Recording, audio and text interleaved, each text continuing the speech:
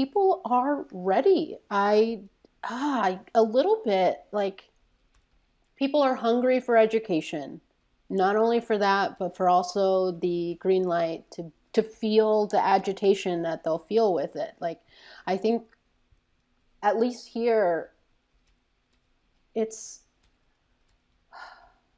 so hard because Walmart is here. Walmart headquarters are here. Tyson headquarters are here. It's a right-to-work state. It's one of the original right-to-work states, and they did it through Christianity, all these Southern Baptist churches and all of this nonsense to make people feel bad about themselves. But we've grown our numbers by just being out there. We have, at least here, we have leadership development. Once I left out of chapter leadership, like, had people ready to go to take over the chapter and to make them feel good about it and to make them feel supported. And we have, 3 chapters in Arkansas now, and a couple of organizing committees starting up. So it is one-on-ones. You call people, they're mad. Yes, keep it going. You should be mad. Of course you should be mad. Your parents should be mad too. Your grandparents were probably mad also. Like, let's keep that going. And it's kind of that little fire that people need, at least here, to push back against some of the stuff. And we have a long way to go here. So we have a long way to go, but people are beginning to ask questions. They're beginning to push back. They're pushing back against Democrats. They're pushing back always against Republicans. It's a political education, getting it out there and having people just being open to questions, giving people your number. That's usually what I do.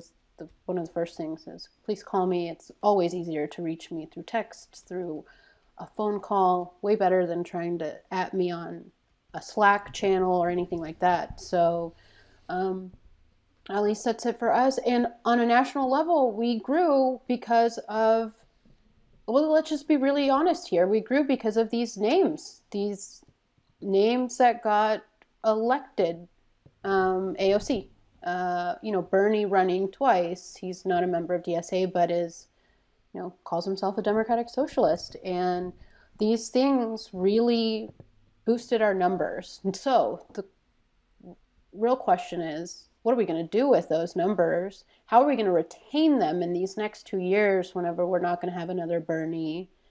People are starting to become a little bit disillusioned with AOC, who everybody thought was going to be, Bernie's replacement. But how are we going to move our base, our numbers, to become more educated? How are we going to get that political education to them, to keep them going, to keep, these seedlings, to make more seedlings for other people? And got a lot of thoughts about that. But really, I think that's it. Our organizing model is, I know that Austin does a lot of one-on-ones, do chapter tours, just going to visit people online has made it easier too. Just being there, showing up for people. Everybody's so new and everybody's so nervous a lot. Like, I know I can tell you sitting here, I am really nervous, and I was extra nervous at the beginning, but now I'm getting less nervous. So, it's just being human with people, knowing that they're not going to know everything and you don't either.